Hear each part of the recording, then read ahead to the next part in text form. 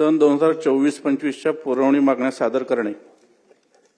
अध्यक्ष महोदय, मी आपल्या अनुमतीने सन 2024-25च्या पुरवणी मागण्या सभागृहात सादर करतो व असे करीत असताना सभागृहाच्या असे निदर्शनास आणू इच्छितो की भारतीय संविधानाच्या अनुच्छेद 205 व 203 खंड 3 खाली मिळालेल्या अधिकारात महाराष्ट्राच्या माननीय राज्यपाल महोदयांनी 2024-25च्या पुरवणी मागण्या विचारात घेण्यात याव्यात अशी शिफारस सन्माननीय सभागृहास केली आहे. सन 2024-2025च्या पुरवणी मागण्या सभागृहात सादर करण्यात आल्या आहेत. पुरवणी मागण्यांचे विवरणपत्र व माननीय सदस्यांना महाराष्ट्र विधिमंडळाच्या व शासनाच्या संकेतस्थळावरून तसेच टपालखान्याद्वारे उपलब्ध करून देण्यात येत आहेत. या मागण्यांवर चर्चा व मतदान दिनांक 19 व 20 डिसेंबर 2024 रोजी होईल.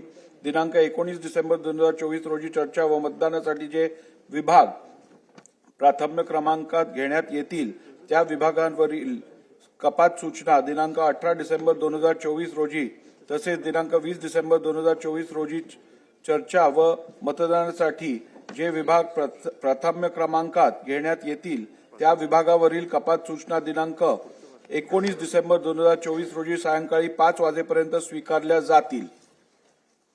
शासकीय विधेयके पुरस्थापनार्थ सन 2024चे विधानसभा विधेयक क्रमांक 22. महाराज, आपलं कामकाज आहे, आज स्थगन नाही आहे, मला माहिती आहे. नियमाप्रमाणे आपण बिलकुल आपली पत्रिका तशीच आहे. पण राज्यामध्ये ज्या परभणी आणि बीडमध्ये झालेल्या घटना या खऱ्या अर्थानं सरकार आल्यानंतर घडलेल्या घटना आहेत अध्यक्ष महाराज. आणि काल परभणीमधला एक त्याच्यामध्ये आंबेडकरी विचाराची चळवळ लढणारा एक कार्यकर्ता त्या ठिकाणी मृत्युमुखी पडला अध्यक्ष महाराज. या संदर्भातल्या सगळे प्रस्ताव जे आहेत ते माझ्याकडे आल्या, सूचना आल्या आहेत. त्या संदर्भातला निर्णय मी देईन. आपण स्वतः माजी विधानसभा अध्यक्ष राहिलेला आहात, आपल्याला नियमाची संपूर्ण जाणीव आहे. आपण स्वतः आत्ता म्हणाला आहात की हे आज शोक प्रस्ताव असताना घेता येणार नाही. त्यामुळे मला वाटतं ह्या विषयाचा मी निर्णय दिल्यानंतर आपण बोलू. बसा दाना बसा. नाही पण तुम्हाला अध्यक्ष महाराज, मी तुम्हाला मदतच केली अध्यक्ष महाराज, मला माहिती आहे. पण घटना अध्यक्ष महाराज सरकार अस्तित्वात आल्यानंतरच्या घटना अध्यक्ष महाराज आणि आंबेडकरी जनतेमध्ये आणि बीडमध्ये झालेल्या घटनेचं अध्यक्ष महाराज पूर्ण राज्यामध्ये हाहाकार माजलेला आहे अध्यक्ष महाराज. आपण कस्टोडियन आहात आमचे अध्यक्ष महाराज आणि आपल्या माध्यमातून आम्हाला न्याय मिळेल अध्यक्ष महाराज, राज्याच्या जनतेला न्याय मिळेल.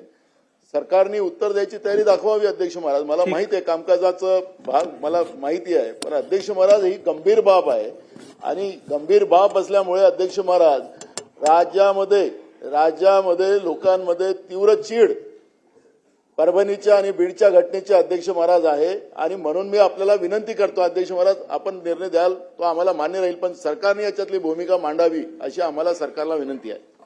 अध्यक्ष महोदय, सरकारची असं नाही चालणार. नाना बोलले नाही आता, परत नाही. बसा. या संदर्भात ऐका, बसा.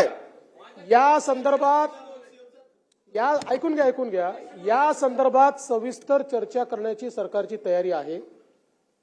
त्यामुळे मला असं वाटतं अध्यक्षांनी जो दिवस नेमून देतील उद्याचा, आज आपला शोक प्रस्ताव असल्यामुळे आपल्या काही प्रथा परंपरा आहेत, मात्र अध्यक्षांनी उद्याचा दिवस नेमून दिला तरी आम्हाला हरकत नाही.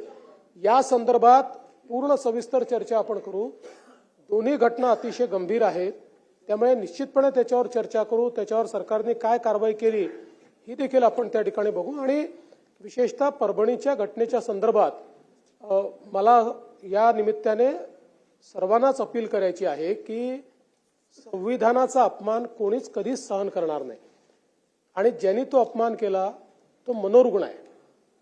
मनोरुग्णांनी अशा प्रकारचा अपमान केल्यावरही कारवाई झालेली आहे. तथापि तिथे एक संतापाची लाट आली, त्याच्यामध्ये काही गोष्टी झाल्या. मला असं वाटतं की भारतरत्न डॉक्टर बाबासाहेब आंबेडकरांच्या संविधानाला हे अपेक्षित आहे की एखादी घटना झाल्यानंतर संवैधानिक अशा पद्धतीनं त्या संदर्भातली प्रतिक्रिया उमटली पाहिजे.